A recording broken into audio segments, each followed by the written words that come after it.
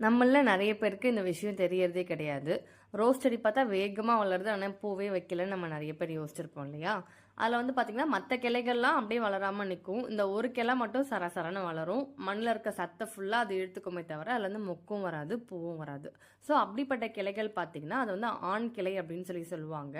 ஆண் கிளை வந்து பெருசா பூவே வைக்காது, மொக்கும் வராது. அது மட்டும் வேகமா வளருமே தவிர, அதுல இருந்து எதுவுமே கிடைக்காது.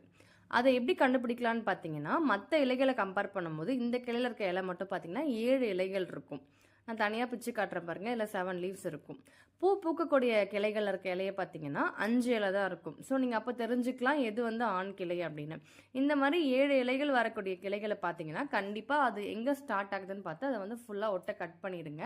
இல்லன்னா மண்ணுல இருக்க பாட ஃபுல்லா அதுவே எடுத்துக்குமே தவிர, ஆனா அது பூவே பூக்காது. இந்த கிளை நீங்க கட் பண்ணாதான் மத்த மத்த கிளைகளுக்கு சத்து போகி அது வந்து துளிர் வர ஆரம்பிக்கும். ஸோ இந்த வீடியோ பிடிச்சிருந்தா லைக் பண்ணுங்க. Tata bye by.